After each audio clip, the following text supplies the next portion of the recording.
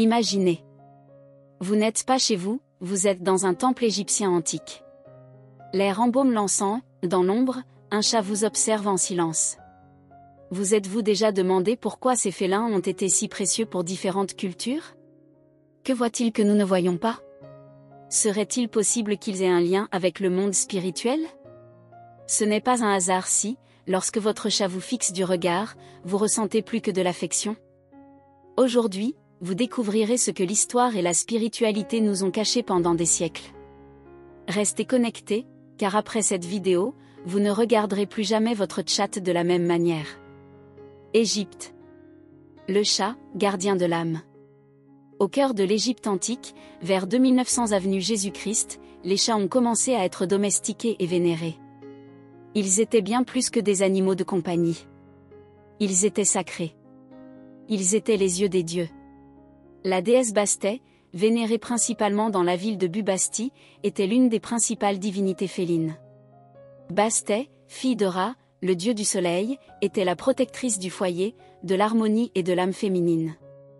Elle était représentée avec une tête de chat et un corps de femme, et des milliers de personnes se rassemblaient lors de festivals en son honneur. Tuer un chat était un crime passible de la peine de mort. Lorsqu'un chat mourait, la famille égyptienne se rasait les sourcils en signe de deuil. Dans de nombreux cas, le corps du félin était momifié selon des rites similaires à ceux des humains. Les chats étaient considérés comme des protecteurs contre les forces obscures. Dans les textes religieux et les amulettes, on leur attribuait le pouvoir d'éloigner les mauvais esprits. Leur ronronnement était interprété comme une fréquence sacrée qui guérissait le corps et l'esprit. Des tombes royales ont été découvertes contenant des chats momifiés et leurs propriétaires, symbolisant le lien éternel entre les humains et les félins, même dans l'au-delà. Mésopotamie et Babylone. Entre l'utile et le sacré. Dans l'ancienne Mésopotamie, région qui englobe aujourd'hui l'Irak, les chats n'étaient pas vénérés comme en Égypte, mais ils étaient néanmoins valorisés. La civilisation sumérienne, vers 3000 avenue Jésus-Christ, élevait déjà des chats comme alliés contre les rats dans les greniers. À l'apogée de l'Empire babylonien, les chats étaient courants dans les foyers des classes moyennes et supérieures. Bien qu'ils n'aient pas joué un rôle religieux primordial, des documents les mentionnent dans des contextes magiques et domestiques.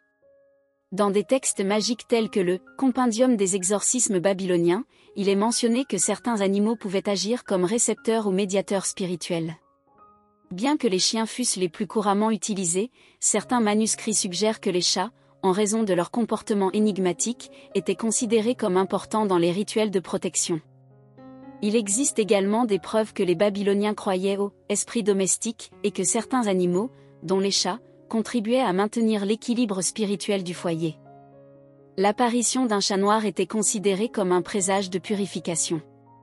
Le regard d'un chat était perçu comme une barrière contre le mal. Dans la pratique quotidienne, un chat arrivant seul dans une maison était perçu comme un présage positif. Grèce et Rome. Liberté, féminité et mystère. Dans la Grèce antique, les chats n'étaient pas aussi répandus qu'en Égypte, mais leur mystère était reconnu. On pense qu'ils furent introduits d'Égypte et qu'ils remplacèrent progressivement les belettes comme agents de contrôle des nuisibles. Artémis, déesse grecque de la chasse, de la lune et des animaux sauvages, représentait l'indépendance féminine et était associée aux félins dans certains mythes tardifs. À Rome, la déesse Liberta, symbole de la liberté civile, était représentée avec un chat à ses pieds, associant le félin à l'autonomie et à la résistance à l'oppression. Pendant la République romaine, les chats se sont répandus dans les foyers des classes supérieures. Pline l'Ancien, naturaliste romain du 1er siècle après Jésus-Christ, décrivait les chats comme des animaux dotés de sens extraordinaires, capables de percevoir des choses que l'œil humain ne pouvait percevoir.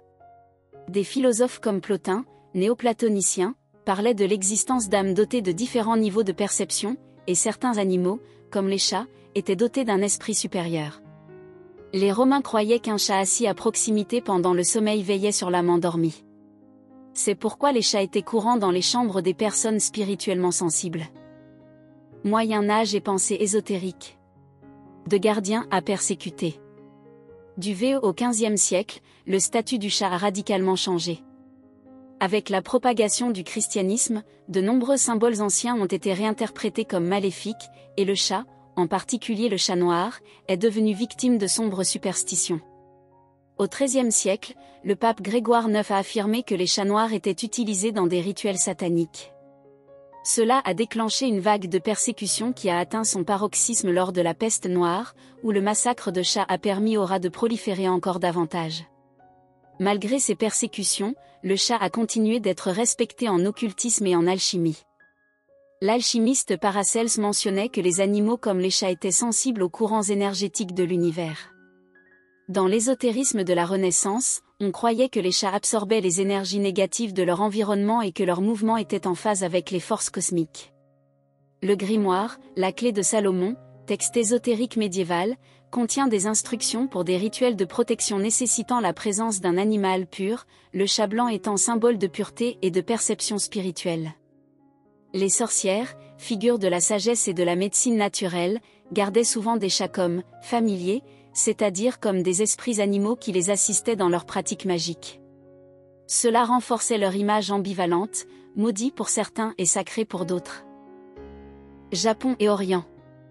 Les chats, symbole de fortune et d'être spirituel. Les chats furent introduits au Japon vers le VIe siècle après Jésus-Christ en provenance de Chine, probablement via la Corée. Leur arrivée coïncida avec l'essor du bouddhisme et ils s'intégrèrent rapidement à la culture japonaise en tant que protecteurs des temples et gardiens spirituels. La légende du Maneki-neko, ou chat invitant, raconte que le seigneur féodal Naotaka fut sauvé de la foudre par un chat qui lui fit signe d'approcher en levant la patte. En remerciement, il construisit un temple et le dédia au chat. Depuis, cette figure symbolise la protection et la bonne fortune. Cependant, le folklore japonais comprend également des figures mystérieuses comme le bakeneko, chat monstrueux, et le nekomata, chat à queue fendue. Ces créatures étaient considérées comme de vieux chats dotés de pouvoirs surnaturels tels que la parole, la transformation en humain et même la manipulation des morts. Les temples bouddhistes, comme le Zemkji, autorisaient les chats comme gardiens. On disait que leurs yeux veillaient sur l'âme humaine pendant la méditation et protégeaient les moines des influences maléfiques. Aujourd'hui encore, de nombreux Japonais croient qu'un chat qui dort à côté de vous, ou qui entre chez vous sans raison apparente, est porteur d'un message spirituel ou de l'énergie d'un être cher décédé. Les chats aujourd'hui. Compagnons, guérisseurs et protecteurs émotionnels. Au XXIe siècle, les chats continuent de jouer un rôle qui va bien au-delà de celui de simples animaux de compagnie.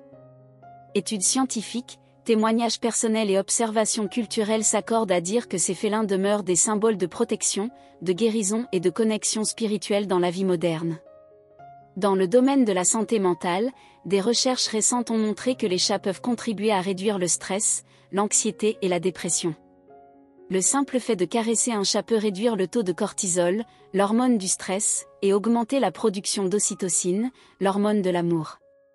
Des études menées à l'Université de Pennsylvanie ont montré que le ronronnement d'un chat a des effets thérapeutiques mesurables chez l'homme. De plus, de nombreuses personnes rapportent que leur chat entre dans leur vie à des moments critiques, après une perte, en période de maladie ou face à des difficultés émotionnelles. Coïncidence ? Pour beaucoup, ce n'est pas le cas.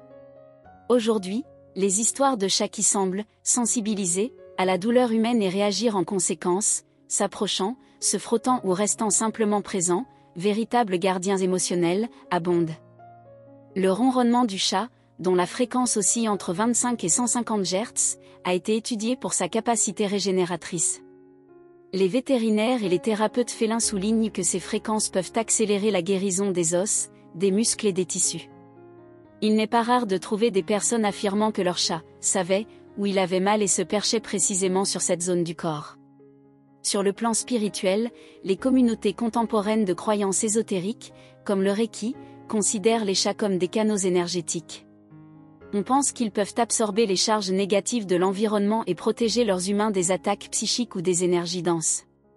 D'autres les voient également comme des guides spirituels qui accompagnent les processus de transformation intérieure. Au cinéma, dans la littérature et sur les réseaux sociaux, les chats restent des figures énigmatiques, sages et parfois mystiques. Du chat du Cheshire dans Alice au pays des merveilles, au félin mis en avant dans les livres de développement personnel et de spiritualité, le message est clair, les chats continuent d'occuper une place privilégiée dans l'inconscient collectif.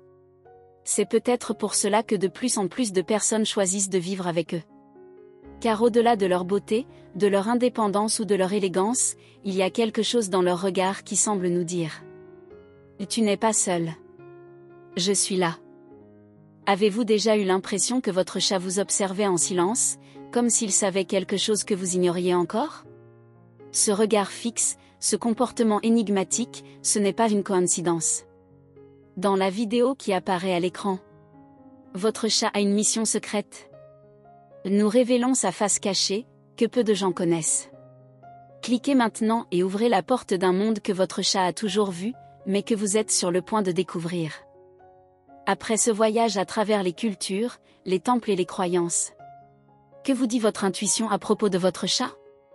La science n'a peut-être pas encore toutes les réponses. Mais votre expérience, cette sensation que vous ressentez lorsque votre chat vous regarde, vous touche de sa patte ou dort près de votre cœur est bien réelle. Les chats sont des symboles de connexion spirituelle, des gardiens de l'âme et des êtres de lumière depuis des millénaires. Peut-être n'ont-ils pas besoin de parler, car leur présence exprime tout. Et peut-être, lorsque votre chat s'approche de vous sans raison apparente, il vous protège de quelque chose que vous ne pouvez même pas imaginer. Pensez-vous que votre chat entretient avec vous un lien qui va au-delà du physique? Dites-le moi dans les commentaires, et si cette histoire vous a touché, partagez-la. Car chacun mérite de connaître la dimension spirituelle de ces êtres qui cheminent en silence, mais laissent des traces éternelles dans nos âmes. Merci de nous avoir rejoints, à bientôt pour notre prochain épisode.